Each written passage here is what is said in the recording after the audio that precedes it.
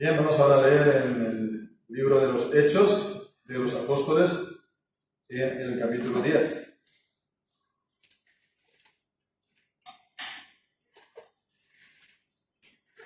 Vamos a leer pues desde el versículo 9 hasta el 16.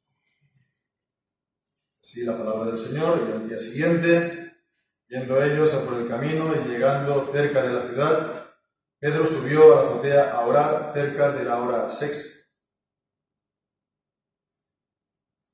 Y sintió hambre y quiso comer, pero mientras le preparaban algo, le sobrevino un éxtasis y vio el cielo abierto y que descendía un objeto como un gran lienzo atado de las cuatro puntas que era bajado a la tierra, en el cual había toda clase de cuadrúpedos terrestres y fieras y reptiles y aves del cielo. Y le vino una voz: levántate, Pedro, mata y come. Entonces Pedro dijo: de ninguna manera, Señor, porque ninguna cosa inmunda o impura he comido jamás. Y la voz volvió a él por segunda vez: lo que Dios limpió, no lo llames tú inmundo. Y esto sucedió 3 veces. Y el objeto volvió a ser recogido en el cielo. Amén. Señor, bendiga su santa palabra. Bien, pues es la continuación de lo que veíamos la semana anterior, cómo pues, el Señor se había mostrado por medio de un ángel a Cornelio, el centurión romano, y bueno, pues envió a buscar a Simón, y mientras tanto vemos cómo el Señor lo dispone también, ¿no? Por parte de Simón. Entonces vemos que el Señor orquesta las cosas de una manera admirable. No hace una cosa por un lado y por el otro lado se le queda suelto, ¿no? Sino que hay una orquestación en toda la obra de Dios. Cierto, aquí hay hay dos intervenciones extraordinarias, sobrenaturales, por parte de Dios, enviando primeramente un ángel a Cornelio y por otra parte una visión sobrenatural, un éxtasis a Pedro.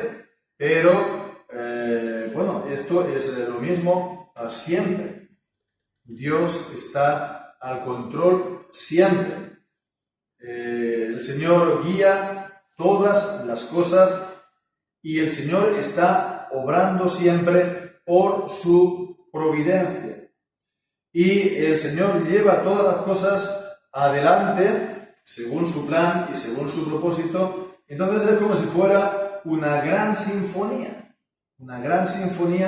que todo está orquestado, todo está programado, todo está siendo llevado según este plan, ¿no? Que sería la partitura que tienen todos los músicos delante, y también según la dirección del director de orquesta, que es el Señor mismo.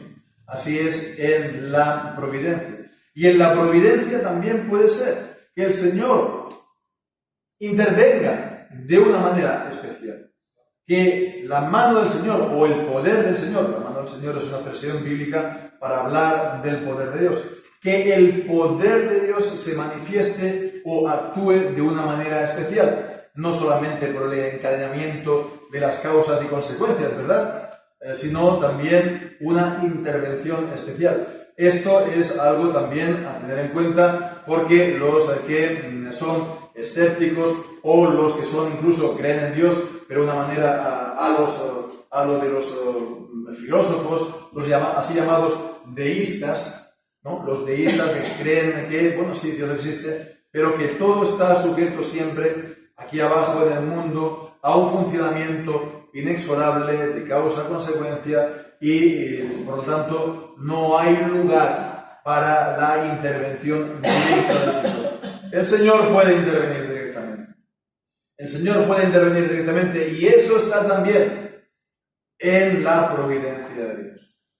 Eso no rompe, no altera la providencia de Dios. En la providencia de Dios también hay lugar, según el propósito de Dios, por supuesto, según su plan, para que Él en determinadas circunstancias actúe personalmente y directamente, y es algo sobrenatural, a veces pues es más asombroso y diríamos es un milagro, ¿no? Algo, una demostración de poder fuera de lo común. Y eso entonces es lo que nos lleva a nosotros también a orar, ¿no? Si no fuera así, orar sería una actividad piadosa, pero la oración es también, entonces, nuestra relación con el Señor, es nuestra comunión con el Señor, y es de la manera como el Señor puede oír desde los cielos y puede venir en socorro y puede venir para responder en nuestras oraciones. Tenemos un ejemplo de esto, maravilloso, en el Salmo 18. Bueno, ahí es un salmo, como todos, está hablando de David, del hijo de David, un salmo también, pues, particularmente mesiánico, pero también vemos al principio del salmo cómo pues, David, que estaba ahí hablando, oraba y el Señor oyó desde los cielos. La oración subió a él en un momento. Y entonces él, pues, envió relámpagos y truenos y, pues, desnudó incluso las fosas del mundo, ¿no? Los cimientos del mundo, en ayuda para sacar, digamos, de esa situación peligrosa a David, ¿no? Al hijo de David, a su iglesia, a nosotros. Entonces esto es un gran ánimo, esto es un gran aliento para nosotros, para que oremos más, para que frecuentemos más la oración personalmente. Y de eso evidentemente tenemos que comenzar más los ministros y también más los responsables de la iglesia. Pero bueno, también por supuesto todos los hermanos, todos los creyentes, todos los miembros de la congregación, pero siguiendo con este mismo orden, los varones, que son también cabezas del hogar y que también tienen que cumplir con ese ministerio, se puede decir, sacerdotal en la familia, del cual vemos un ejemplo en Job capítulo 1, cuando Job estaba orando por los suyos, presentando sacrificios al Señor a diario.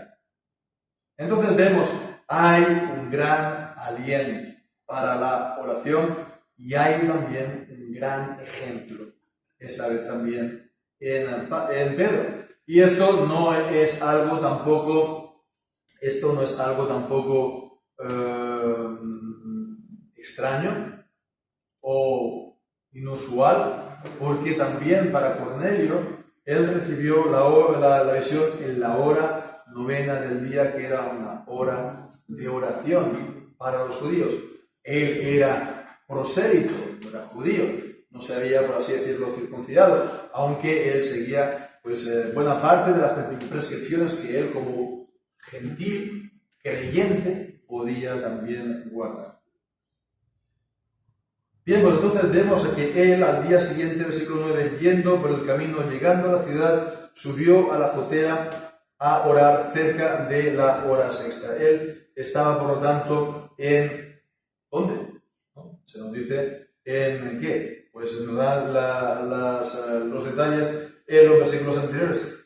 Envía a hombres a Jope y hace venir a un tal Simón, que tiene por sobrenombre Pedro, nuestro apóstol, y dice, se hospeda en casa de cierto Simón curtidor, que tiene su casa junto al mar. Bien, pues entonces vemos aquí que viene a la casa de cierto Simón. Simón Pedro va a la casa de Simón curtidor, ¿no? Y la casa del Simón curtidor está, además de al mar, está con las puertas abiertas para recibir a los hermanos y en particular al apóstol Pedro, para recibirlos. Y en esto pues vemos un ejemplo también de la práctica que el Señor Jesús mismo instauró. Mateo 10, el obrero es digno de su trabajo. Y bueno, pues en cualquier lugar, en cualquier casa donde entréis, saludad de esta casa, decir paz sea sobre esta casa, y vuestra paz vendrá sobre él. Entonces los estaba recibiendo, ¿no? Es un caso, por lo tanto, de hospitalidad cristiana. Y esto es algo que hemos de practicar los cristianos unos con otros. Pero además de esto está la cuestión de Mateo 10 y está la cuestión, por lo tanto, de la ayuda, del recibimiento, que es también otra de las palabras que encontramos en las cartas de Pablo y en las cartas del Nuevo Testamento, recibirlo, ¿no? O encaminarlo también, ¿no? Encaminarlo es proveerle de todo lo necesario para que continúe su camino, es decir, económicamente. ¿Y esto por causa de qué? Por causa de ser siervos y de estar en la obra del Señor. Entonces vemos que es un ejemplo grande Simón el curtidor, tanto de hospitalidad como también vemos de ayudar a la obra del Señor. Pero vemos aquí que Simón no solamente viene y le dice ¿qué hay para comer? ¿No? ¿Qué hay para comer aquí? ¿Qué tenemos? ¿Qué delicias tenemos hoy para hoy? Bueno, pues fijémonos que él viene, pero era la hora sexta.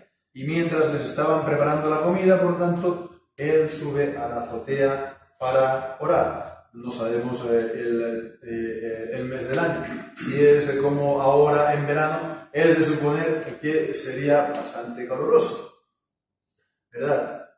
Bueno, es un suponer. Es algo pues, que tampoco lo podemos ver. En todo caso, vemos que Simón guardaba unas disciplinas de oración. Y esto es algo muy importante. Esto es algo muy importante. Y en particular para los ministros. Porque es algo que ciertamente se ha olvidado. Ciertamente es algo que, no lo estoy diciendo yo por nuestra iglesia, ni mucho menos, pero en general en los seminarios nos enseñan. Nos enseña que el ministro tiene que tener unos horarios a lo largo del día de oración, ¿no? Tanto personal como familiar. Y que tiene que tener un día ritmado por la oración. Pero es así. Y es una cosa que uno va descubriendo conforme pasan los años en el ministerio, de la necesidad que uno tiene de hacerlo. Bien, pues entonces fijémonos, esto es algo importante. Es algo importante para desarrollar nuestra comunión con el Señor, para estar también, evidentemente no solamente orar, sino también pues, hacer un culto personal, y pues entonces estar leyendo la palabra, estar cantando salmos, estar de esta manera orando al Señor por medio de sus ordenanzas que Él nos ha dado, y de esa manera el Señor nos puede abrir más la mente para comprender más y mejor su revelación. Es algo, por lo tanto, tan importante, porque en la oración uno va a estar orando, pues va a estar también intercediendo, va a estar rogando por personas, situaciones y problemas en la congregación y fuera de ella, en el ámbito alrededor de la congregación, conocidos o incluso del mundo. Un ministerio de oración continua, pero también va a estar recibiendo del Señor la palabra. Y conforme uno está también pues más expuesto a la palabra, uno puede recibir también más información. El Señor le puede guiar la mente a cosas que uno había pasado por alto, o mostrarle cosas completamente nuevas, como era el caso aquí de Pedro, salvando las distancias, ¿no? Salvando la distancia para nosotros, porque él estaba recibiendo una revelación extraordinaria. Nosotros no hemos de estar esperando recibir una revelación de este tipo, aunque sí podemos estar esperando que, estando en oración y en el ambiente espiritual de la palabra, el Espíritu se pueda mover en nuestra alma en una determinada dirección, sea para lo que sea. Lo que antiguamente se llamaban las mociones del Espíritu en el interior, y que hablaban también, de las que hablaban también nuestros antiguos teólogos reformados. Que el Señor pues mueva de alguna manera nuestro corazón por su Espíritu a algo en particular. Bien, pues entonces es lo que va a recibir Pedro por medio de esta visión. Le sobrevino un éxtasis. Él estaba fuera de sí. No es un estado normal, no es algo corriente. No hemos de estar, por lo tanto, esperando esto literalmente con todos los detalles, ¿no? O estar en la misma situación. Pero él vio de esta manera, es una visión lo que él vio. Una visión que tiene un contenido. No es algo absurdo, sino que es una enseñanza gráfica que el Señor le quiere dar. Lo podía haber dado, a lo mejor de otra manera, sí, lo podía haber hecho. Podía haber recibido la voz de Dios o una instrucción directa de un ángel. Lo podía haber hecho. Pero el Señor quiso hacerlo por medio de una imagen o gráficamente o por medio de una visión, que es lo que vemos aquí. Entonces vio el cielo abierto y que descendía un objeto como un gran lienzo atado de las 4 puntas que era bajado a la tierra. Entonces vemos es del cielo a la tierra. Este es siempre el movimiento de la revelación de Dios. Parte del cielo, de Dios, del Señor, y vienen a nosotros.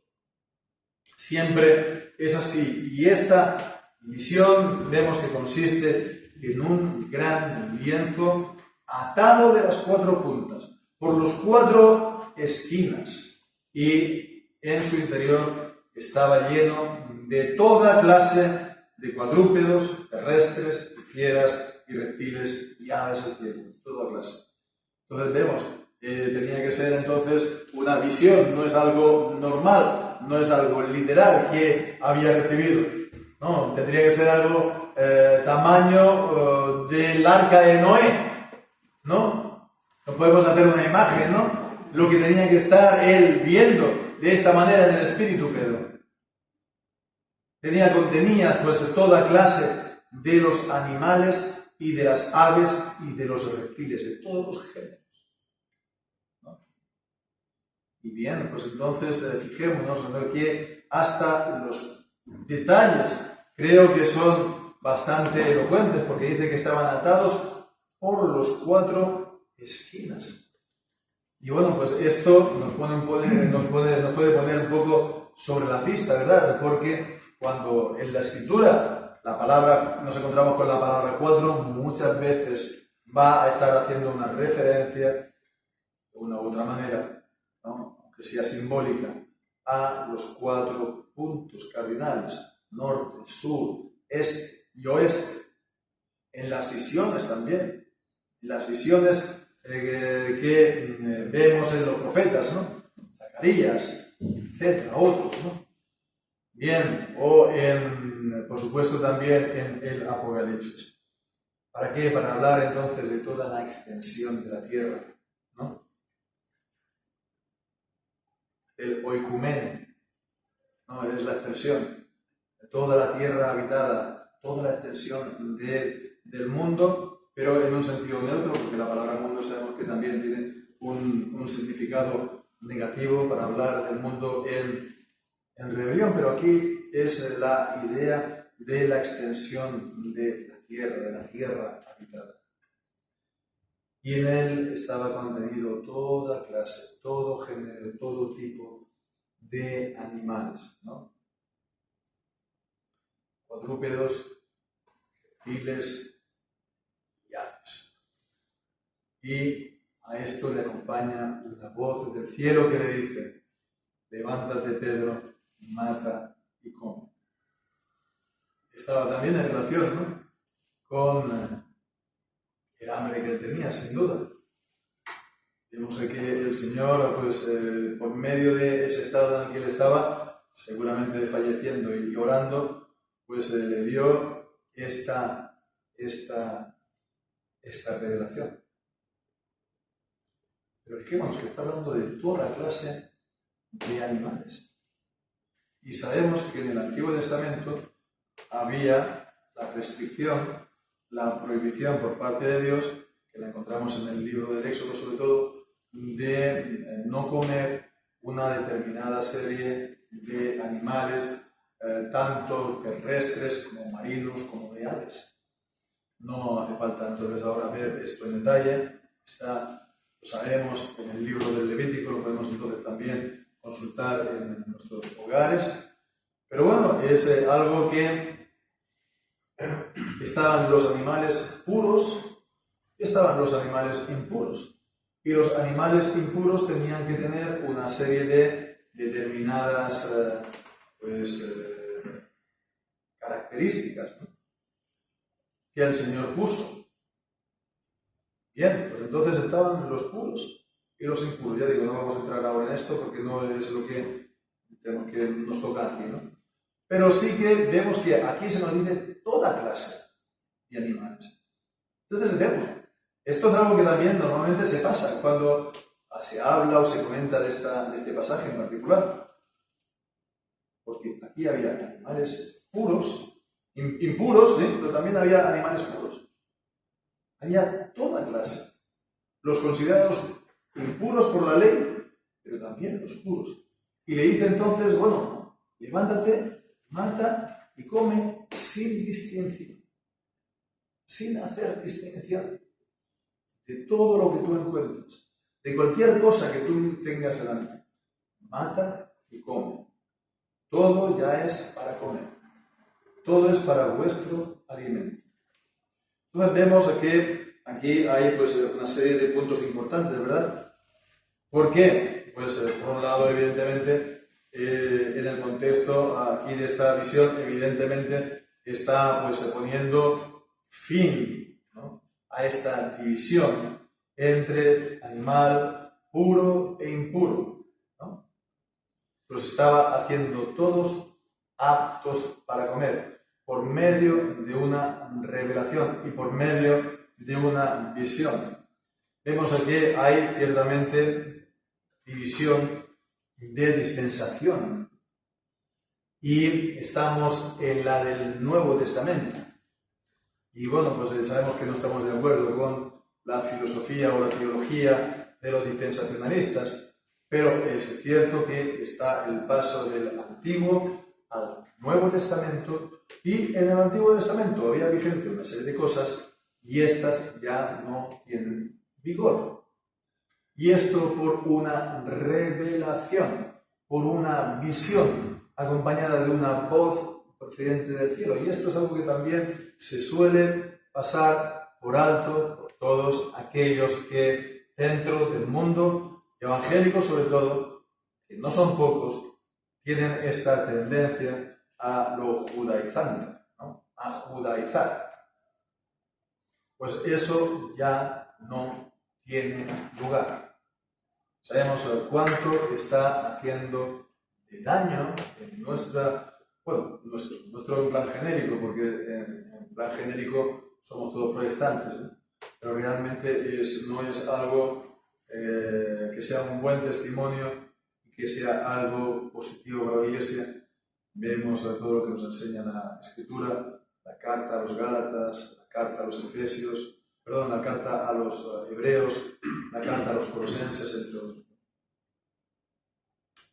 Bien, pues entonces esto por una parte, pero también vemos que esto va más allá, no es solamente esto, porque el significado profundo del alimento puro o impuro no es solamente que hay una restricción dietética para que los judíos de aquel entonces tuvieran mejor salud. Muchas veces se comenta esto así. No vamos a negar que sin duda en todas las ordenanzas que el Señor da, pues al seguirlas vamos a tener mejor salud y nos va a ir mejor la cosa. Pero el sentido de los alimentos puros e impuros no es una cuestión simplemente dietética, no es una solo cuestión de más o mejor salud. Hay un sentido espiritual de fondo, y esto lo encontramos mismo de manera explícita en el libro de Levítico, por supuesto, en el capítulo 20. Este pasaje o